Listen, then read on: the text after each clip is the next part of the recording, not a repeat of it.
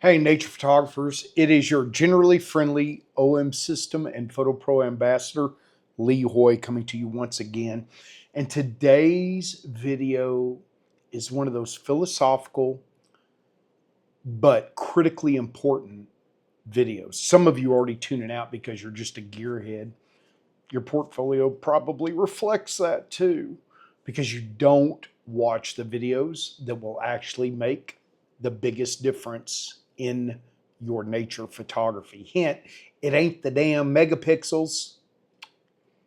I know some of you probably don't like my attitude. I know some of you probably don't like the way I say things. I don't care. The reality is you need to change because your mindset is killing you when it comes to nature photography. You always think the latest gear. Yeah, I love the latest gear as much as anyone. But I'll tell you, it isn't always what makes my images better. It helps a lot. But it also helps because I've cultivated certain mindsets, habits, behaviors over time. I've been reading a very interesting book by John Mark Comer, The Ruthless Elimination of Hurry. And it's a great book. It's talking about how hurry is the antithesis of a strong spiritual life. Ironically enough, it's the very antithesis to a great nature photographer as well. I'm going to share with you today a mindset that I believe will radically change your nature photography. Stay tuned. I'll be right back. Hello, my name is Lee Hoy, and welcome to my YouTube channel, Lee Hoy Photography. I'm an OM System Ambassador, Senior Workshop Instructor for Wildside Nature Tours. I'm a workshop instructor for precision camera and video, and a contributing author for the Journal of Wildlife Photography. All right.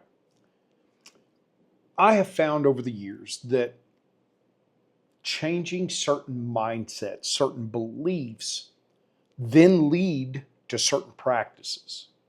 And those practices, when cultivated regularly, create habits or patterns of behavior. And it is these patterns of behavior that result in better nature photography images, in visually compelling images.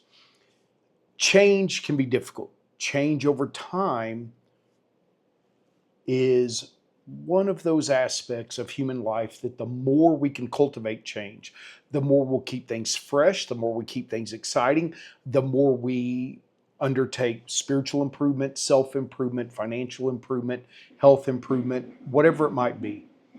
So what I want to encourage you today is the ruthless elimination of hurry. I often see people weighed down with 3 camera bodies, 2 lenses, camera straps crossed like you're some Mexican revolutionary fighter, like Pancho Villa,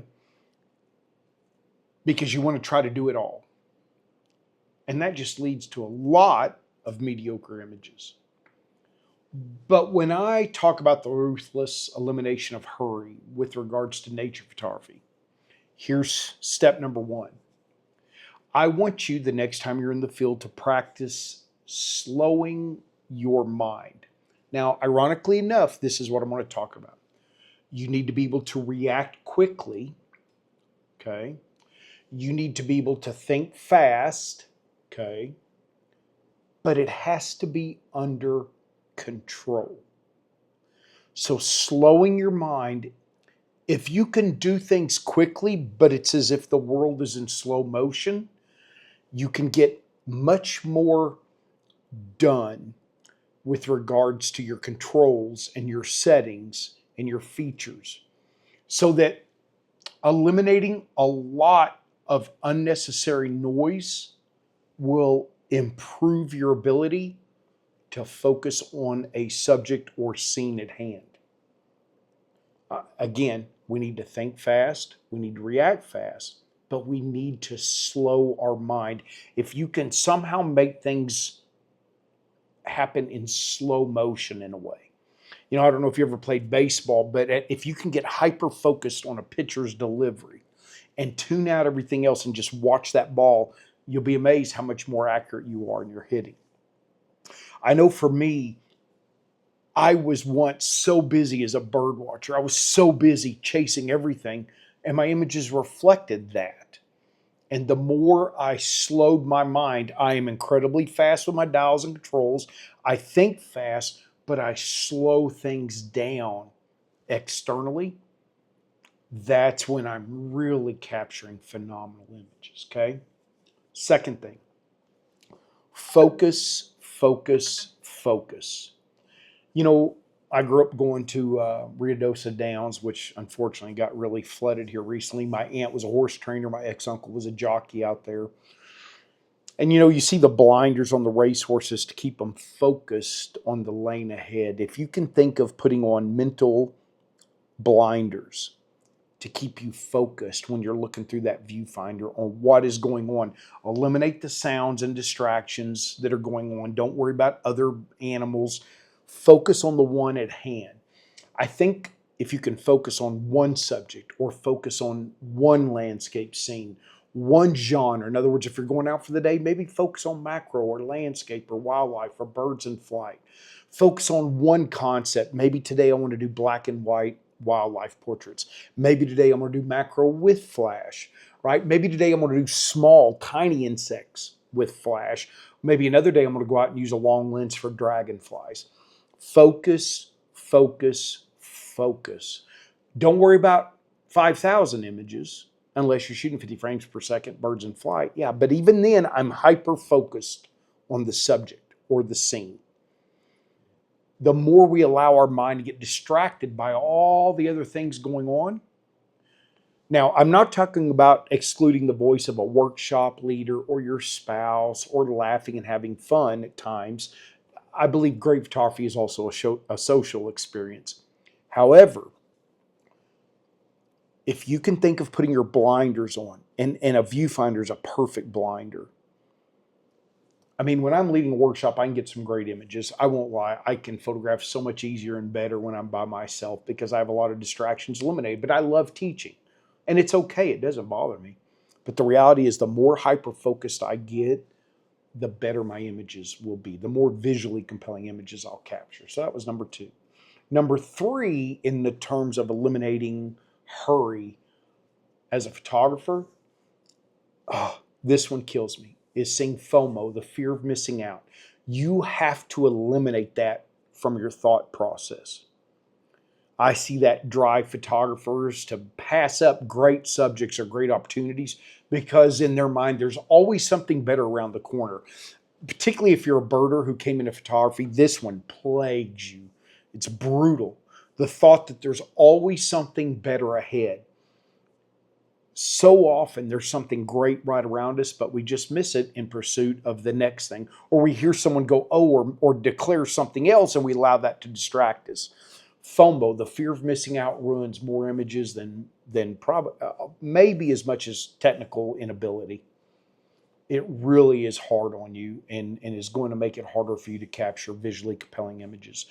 Think about it like this. You're always missing great images somewhere, right? There's something amazing going on in Africa in front of a safari vehicle with photographers right now, and I'm at home in Fort Davis. I'm missing that. So what? It's okay. I don't care.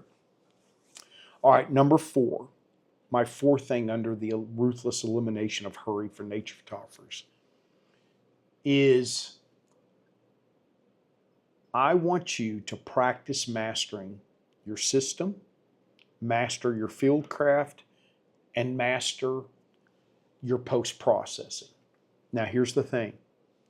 None of those 3 elements, your system, your field craft, or your post-processing, will be accomplished overnight. I know Uber Eats can get you a meal within 30 to 45 minutes. I know Amazon can get you goods usually within a day for some of you. I know you can book an airplane ticket anywhere around the world right now on an app on your phone. We're not doing those things. We are in pursuit of an art and a craft and a science.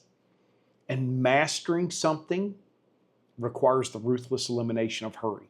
That's why I'm such a smart ass on some of the comments. I don't post much on Facebook for other people's stuff, but when someone posts they've watched several hours of videos and they still haven't got it down and they're going to sell their system, you're a full-blown idiot. 4-alarm, full-blown idiot. It's depressing. I want you to accept failure, struggle, discipline, dedication, reward.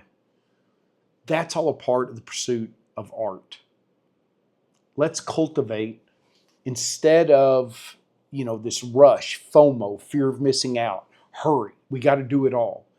What if we cultivated a sense of stillness, appreciation, gratitude, dedication, perseverance in the ruthless elimination of hurry as nature photographers? I guarantee you this, the more you do that, the better your photography will become. Instead of relying on AI to insert a moose in an image where there wasn't one, instead of doing a sky replacement because the sky sucked, what if we cultivated different mindsets in pursuit of our art? What if eliminate hurry from your mindset and your photography will get better? I hope you enjoyed it. My new website is out. Go check it out. I am cultivating some really exciting new workshops. In Brazil, I've been in touch with a photographer who does harpy eagles, who does incredible reptiles in northern Brazil. I'm going to be putting together some incredible destinations, advanced mastering birds in flight in the Faroe Islands with Elise Bender, who's a Tamaron ambassador. Costa Rica with her is also both a birds and wildlife and macro, and primarily a macro one. I am working on some really cool destinations, maybe killer whales grabbing seals off the coast in Patagonia. Stay tuned, man. Follow me. Follow me on social media. You guys know I never ask for subscribes, likes, comments on my YouTube, but if you do, I appreciate you. Get out there, go capture some visually compelling images, and slow down.